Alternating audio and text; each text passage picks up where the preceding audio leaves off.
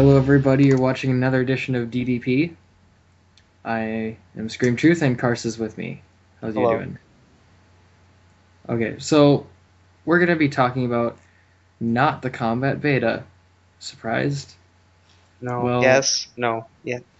by now, I'm pretty sure everyone's kind of either had enough about the combat beta for a little bit. So we're just going to do something a little bit different. Um, Instead of covering any update whatsoever, we're going to be speculating about what is that? That's the thing they said how to pronounce it. Privethinus. Yes. Here's the URL to it. Okay. Well, we're talking about the Elven capital city, Privethinus. including its future role in the game, when it plans to come in, what we expect it to look like, because I'm pretty sure that they're going to do a graphical update in this area with the quest release, Uh-huh. at least in the city. So, let's start out with when we can expect this to be released. There's no specific date yet, but Jagex has confirmed that Mournings End Part 3 is going to be released late this year or early next year. And I'm predicting myself that it will be early next year. Yep. That's what I'm thinking too. Because towards the end of this year, we have player-owned ports, and that kind of takes away from the steam of the Elven City. So, Yeah. along with Mournings End Part 3, you'll be gained access to the Elven capital city and the Elven Task Diary. And this will be the 9th quest in that storyline. The Yeah, Plague it's storyline. like the longest storyline ever. And everyone is waiting for it to end. And Is it over yet? Part 3 probably won't even be the end yet. There might be another one after that. What?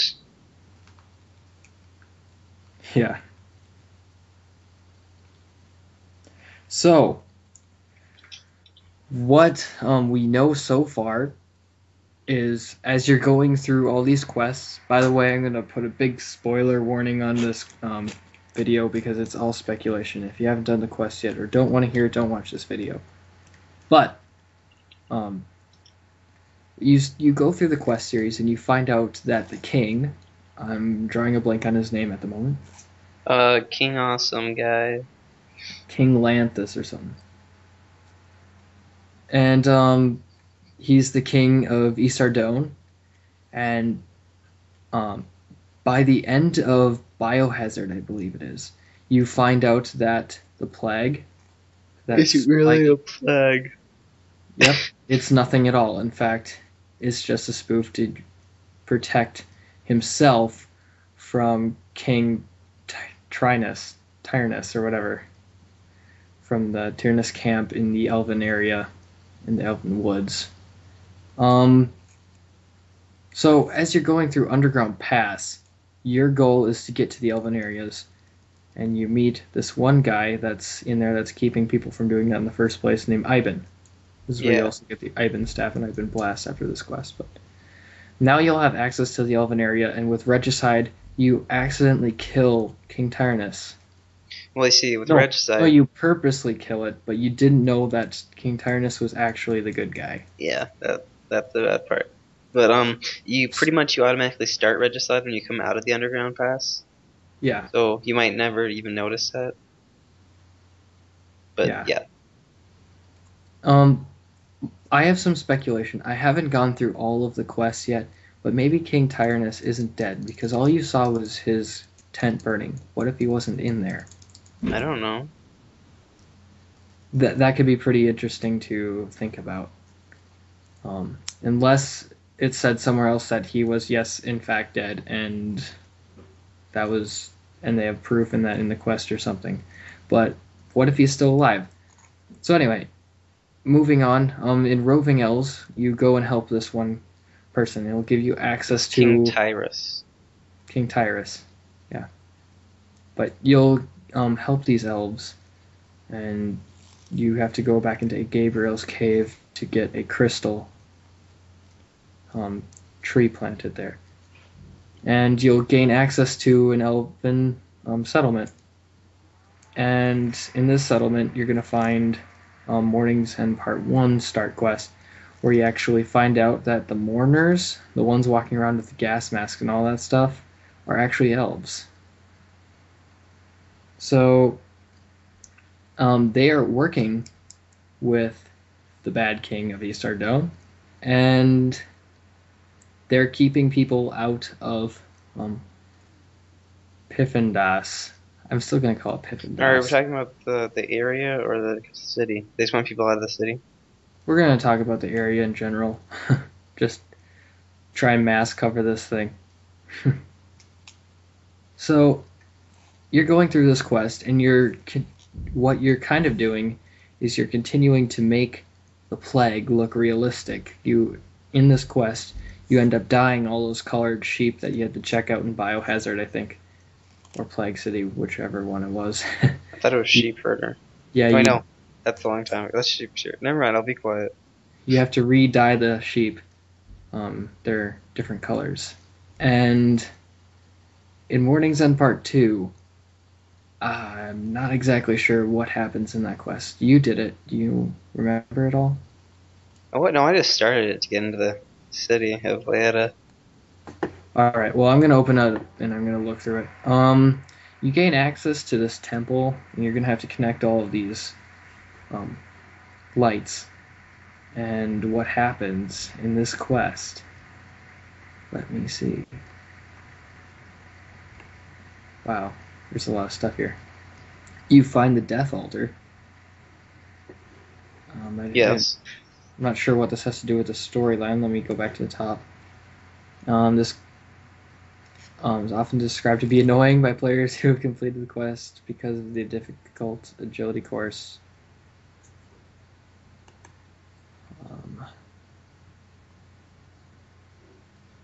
It doesn't really give a definition for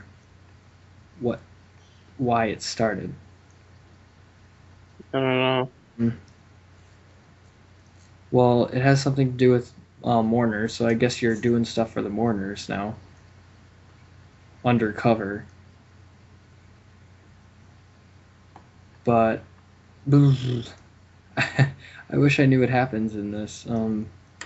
Let's look up Plague Story. This is going well. I don't know. I need to finish this quest series. That's what I need to do. Yeah, I've been working on it myself a little bit, so. Yeah, if you go under the Apply Quest series, it gives you a brief description of each one. Yes. A patrol that went to some caverns under West Ardone have gone missing. The Mortars want to plan to investigate. After being given a key and venturing some tunnels, the player finds their bodies. They were killed by shadows of the Temple of Light.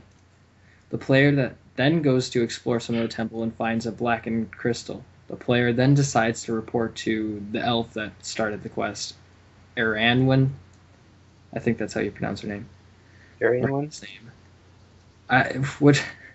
Female or male, whatever. I think it's a girl. He asks the player to repair the crystal, which is actually the temple's safeguard with the crystal the player receives. The player enters the temple and begins a complex light puzzle that involves rotating mirrors. Then once all focused are downstairs, the door in the center room opens. Inside you find a dwarf named Thorgol and the Death Altar. The player enters the altar and uses the newly made crystal on it uses that on the safeguard to fix it. So you're fixing an altar. There wasn't much in the story for that, but after that, the final quest that we know so far, Within the Light, this is what happens in this one. I'm just going to read through it again. The player asks by Arrowin to help find the cause of the disturbance of the Temple of Light. After Thorgol, the dwarf, helps the players absorb energy from the Death Altar, touching the energized pillars teleports the player into another area. In this puzzle room, the player must solve light beam puzzles similar to the one in Mournings End Part 2, though not as complex. After solving the puzzle, a ladder appears which takes the player to the agility type course where they must hit the moving targets with a massive crystal crossbow. Hitting the target unlocks a large door in the previous room, which is a tunnel that's blocked off by a collapsed section. And surprise, surprise, this is a way into Piffindas. And at the very end of the quest, dwarves start mining at this, so you can get in. Cool. Thus, Mournings End Part 3 will probably be able to get in. So, now that we've talked enough about that, let's talk about the layout of Piffindas. First of all, the city's going to be made entirely of crystal, so it's going to look nothing like the cities that we've seen to this date. Correct? Yeah, it's going to be pretty interesting. In fact, I have an idea from a series that I liked way back when I was like 6 or 7 years ago, whatever. And I put the picture up on the screen so you can see. Here is crystals. For those of you who are Bionicle fans, this is Kometru. But this is my idea of what these crystal towers that they talk about in the city will kind of look like. And with the graphical update that will probably come to the Crystal City, it may not be as realism, like have as much realism as this, but I think it would look similar. So I just wanted to throw out my idea of what the crystal towers might look like in the future. Yeah. So far on the world map, we see 3/4 of the city. 1/4 of it is still in black. Yeah. I think we both agree that that's probably going to be a port up in the corner there. Probably. It's really close to the water, right? Yeah, and elves talk about trading in some of these journals that you receive in the quests. Yeah. So that's probably going to be a port. Some other key things in there. There's Piffindas is formed almost entirely from elven crystal, substance that can be shaped by crystal singing. Crystal is powerful and durable and makes its walls and structures. What I think will happen is because within the light it was revealed that the city was reverted back into a crystal. What if the king of East Ardone is holding on to that crystal, and that is why the mourners are working with him? Maybe. So maybe you will do something really epic, like kill the king of East Ardone to get the crystal and restore Piffindas to its former glory. Regicide 2. That would be awesome. People would be like, what? I don't know. I just think that would be a pretty cool idea of something that they could do. Right now, currently in the city, you'll see that there are no actual towers in there because it was, reverted. It's just a giant field. So, some other key things in there. There's going to be 8 crystal towers. The coral picture that I had shown you is what I think they could potentially look like in the future, even though this is what one of them looks like right now. Flash the picture up in the actual video. Picture flash go. But yeah, there's towers called the Tower of Voices, a place where all elven kind congregate in the future home of the Assembly of Elders. These are all from the words of Saren, who is kind of like, I don't know, their god or something. But you can find these books in the Layetta bookshelves, so you can just read through that yourself. Anyway, there are currently 3 visible entrances. When Within the Light was released, you could see mourners going in and out of a hole by one of these doors. This is because nobody is allowed access to the city. These guys getting into the city means something is about to happen or something is actually inside of it. And who knows? Interesting. But yeah, I believe that's all I have to cover about what it's going to look like in there. Now we're going to talk about a interview that was with Mod Chris L. Yeah, this was something I thought was really cool and interesting. Mod Chris L said that he would love to develop this, that JX would love to make this a members hotspot.